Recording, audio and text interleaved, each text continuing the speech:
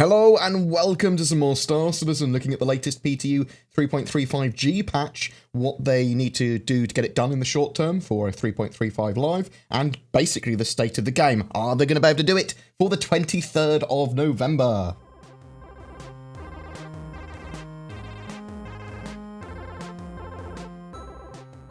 The latest G patch notes fixed a couple of things. Voip channels should once again automatically be joined when entering a server. Lorville's ASOP terminals should no longer report hangar large when a ship is spawned to large hangars.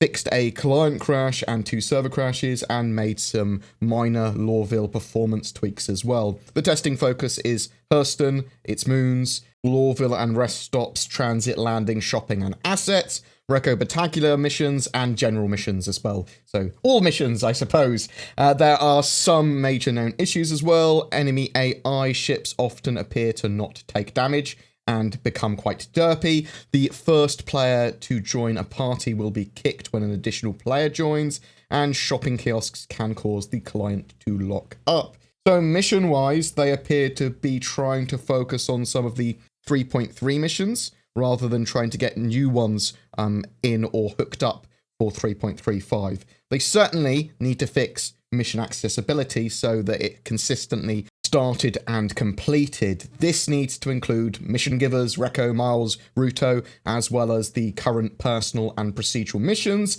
For the most part, it's AI NPC issues that I've seen. So admins or the mission givers become unresponsive, basically.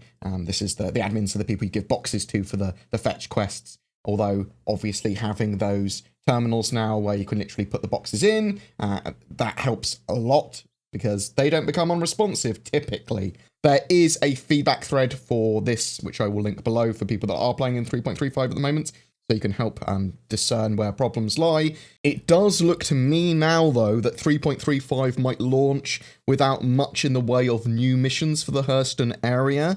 Hopefully they'll hook up the area to make use of the delivery, mercenary, maintenance, scramble, ECN, and procedural missions. But I'm not expecting the underground FPS AI missions, the Clover Star Neely or down satellite missions, until 3.4 now. I believe that 3.4 is only a month away though, so I believe the plan is to get a live build out for 3.4 around the 20th of December. If not a live build, then a PTU for everyone, I would expect. But it's these NPC unresponsive issues that seem to be causing a lot of knock-on effects. I think this also causes the combat ship AI that can sometimes bug out and become derpy and invincible. I think it's literally the AI effectively across the verse becoming unresponsive. So hopefully they'll be able to fix that in the short term. Memory stuff. So the current PTU is mega RAM hungry, mainly due to some memory leak issues that they're trying to track down at the moment. The longer the game is running, the more memory it uses, and then it starts to grind performance. Until this happens, though, performance and stability are actually pretty solid, with frames around 40 plus in Lorville for me, 50 plus in Levski, and then 70 to 120 everywhere else. However, sometimes in Lorville, I do get big spikes down and hitching when it comes down to frame rates, but that is Lorville generally being unoptimized, and there is definitely some cheeky stress testing going on. Voip seems to not be working correctly in the latest couple of patches either, but Voip is working on the client side and working intermittently multiplayer on the PTU, but we'll have to see whether that is fully fixed. A lot of this is quality of life and bug fixing issues though. Ships coming out of Quantum can go a bit erratic for a few seconds. I'd like that fixed, that'd be nice. Really hard to get nice cinematic camera angles when your ship comes out of Quantum and just sort of like pitches around and spins for no reason. Sometimes the ship terminals at Lorville don't tell you what number hangar your ship is spawned in, although they have actually fixed that for me this patch. Some other people have reported it. Like, it was saying, your ship has been delivered in large hangar, and then this needs to be fixed. So it looks like it has been, but some people are still saying they're getting the problem. I've been using this chart that someone on Reddit made, which I'll link below. Basically tells you how far you are away from each of the hangars at the terminals. So after you've spawned your ship, if it hasn't told you what hangar it's in, you can see, oh, it's 700 meters away. That means it's in hangar 4 or whatever, which is a really cool little chart. But as I said, I'll link that below. Lorville, Hurston, and its moons, and the new gameplay area, however, are amazing looking. Like, they work really well. They're amazing looking, and the traversal between them is superb. Lorville at night is breathtaking.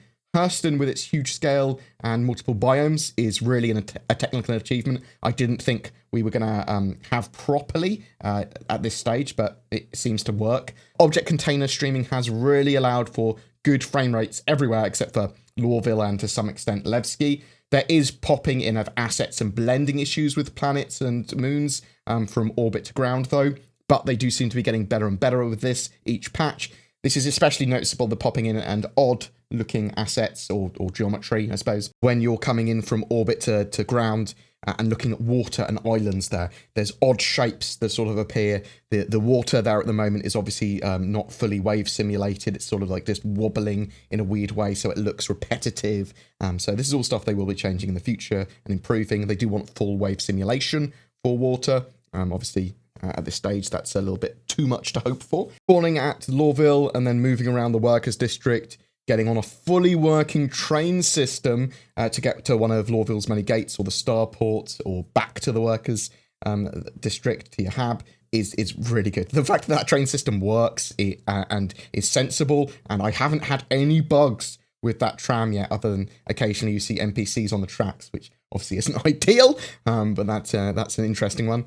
Yeah, I love that train system. I love the fact that it works. I love the way you move between the sections of that huge city. Because that silly Lorville is massive.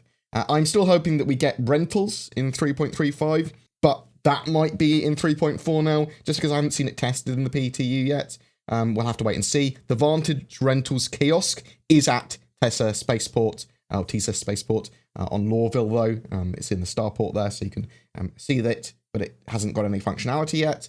I do think they've been doing some extended stress tests and asset testing in Lorville. You may have heard that there was an Idris M hanging around Lorville, because there was, and that you could spawn the Idris M into the Revel and York hangar in the PTU. So I think this is because they're planning a physicalized presence for the anniversary, otherwise known as the Intergalactic Aerospace Expo in-game, coming the 23rd of November, this Friday, at Lorville. If they can get a good live build of 3.35 out that has a lot of stuff working and that isn't a buggy mess, then I think that will do amazing for Star Citizen's reputation and for the anniversary sale in general. But it is a bit of a risk to be pushing for a live build for them, but I do think that is what they're doing. So there are a lot of issues that need to be fixed for a 3.35 patch to go live. It is very doable for them, at least with most of what we've discussed. If they are pushing the new missions to 3.4, then it's almost entirely quality of life and bug fix updates and that sort of stuff. And if they're focusing on that, we've seen with previous PTUs, they're able to actually do quality of life and bug fixing stuff pretty damn quickly when they're just focusing on that and not adding anything else in.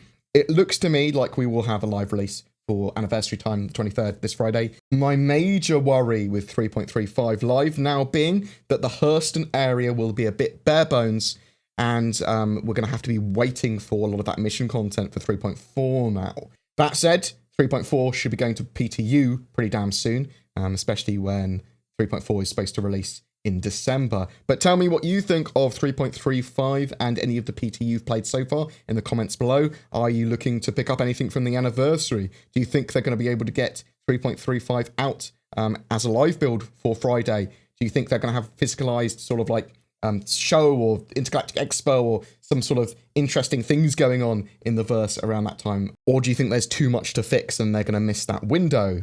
Or do you think they should miss that window and actually work more on getting that patch really, really into a good state? If you don't have Star Citizen yet, be sure to create an account with the links below to receive 5,000 UEC, the in-game currency, as a bonus, and to participate in any free flight. Every month we have a ship giveaway. For November, I am giving away a Saber Raven, Star Citizen game package, and a CitizenCon 2948 digital goodies pack. All you need to do to be in for a chance of winning is be subscribed to my YouTube channel and comment on any of my videos made during the month. More details below.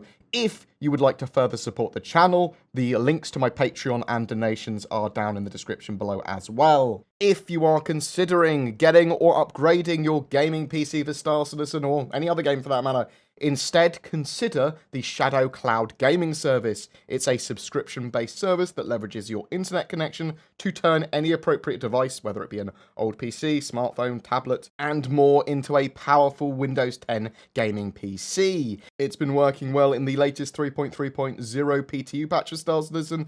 I'm going to try and maintain a best practices guide on my website as well. More information is available in the links below, and if you do decide to try it, use the code BoredGamer to get a discount. Thanks for watching, guys, and I'll see you in the verse.